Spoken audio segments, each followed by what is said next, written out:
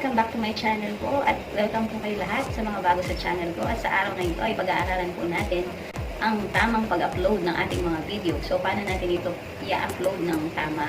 So, gawin po muna natin ang mga to. Watch the video till the end. At huwag na natin pong patagalin. Start na po natin. So guys, desktop site muna tayo. Check lang natin. And then, punta tayo sa YouTube Studio. Ayan. And then guys, pupunta tayo dito sa ito yung arrow sa pataas, yung upload video. So, ganito po yung proper way ng pag-upload ng video.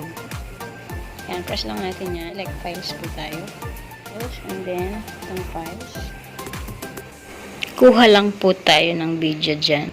So, nandito po yung mga files na ginawa natin. Videos. So, ayan po sila, mga videos. October 6, 2020.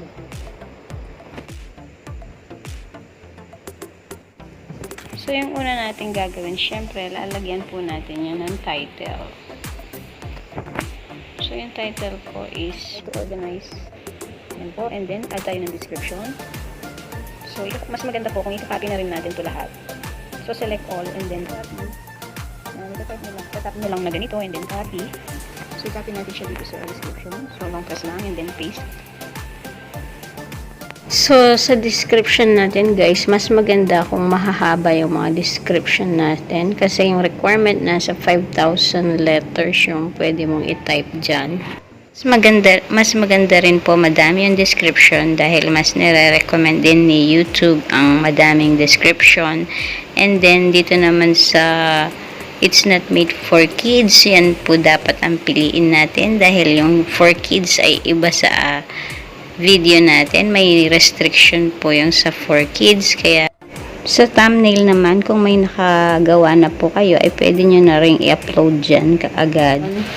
Yung paglalagay naman, kung meron na tayong playlist, ay ilagay sa playlist. May playlist na po kayo agad na nakagawa. Ayan po.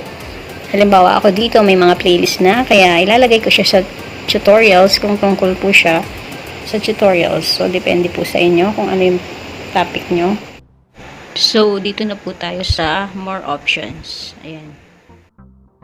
So, sa tags po, pwede nyo agad dyan ilagay yung mga title ng ating mga video para pag sinearch po nila ay agad nilang ma-search. At siyang mga keyword na pwede mo pang ilagay na related lamang sa iyong video.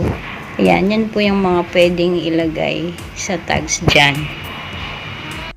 Recording, date, and location ay yan, nan pa rin sa akin. Hindi na natin po kailangan i-fill up yan. Pero nasa sa inyo pa rin. And then,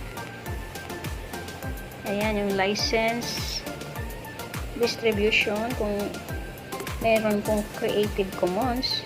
So, yung mga Creative Commons ay yung mga video na inaalaw ng ibang creator na panoorin nila or kunin nila yung video nila. Pero sa atin po, yung standard YouTube license, yung syempre hindi naman po natin iaalaw na yung mga video natin ay i-upload ng iba. Kaya, dito po tayo sa standard YouTube license. So, yung napapansin nyo po, yung allow embedding ay naka-check na, pati yung publish subscriptions, feed, and notify subscribers. Ayan, para ma-notify yung mga subscriber natin. Okay na po yan. Sa category po, inan, pwede po nyong palitan yan. So, may option po dyan. Kung comedy, entertainment, news and politics, how to style, education. So, pili lang po kayo ng category dyan. Pero sa case ko po ay how to style ang pipiliin ko. And then, dito po tayo sa ayan. Comments and ratings naman po. So, assist pa rin tayo. So, hold potentially inappropriate. Show how many viewers, likes, and dislike this video. So, yun lang. Naka-check pa rin po tayo dyan dapat. Nasa sa inyo po kung gusto nyong itago yung mga nag-like sa inyo o nag-dislike. And then, next na po tayo. Ayan.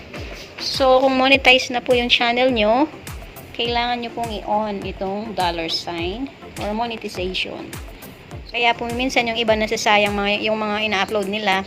So may nanonood na pero wala pa silang nakalagay na ads. Sayang naman yung ads po. Kaya I-on lang to dapat ng mga monetized channel. On. Done. Yun, naka-on na po siya. Ayan, dyan, automatic yan po. Naka-check na lahat yan. Oh, and then next na tayo. Ayan, yung mga video elements. So, add an end screen. Ayan, mag-add na po tayo agad ng end screen. Ayan. Yung pag-add po ng end screen ay yung mga elements dito. Pipili lang po kayo. Halimbawa, ito, isang video at isang subscribe button.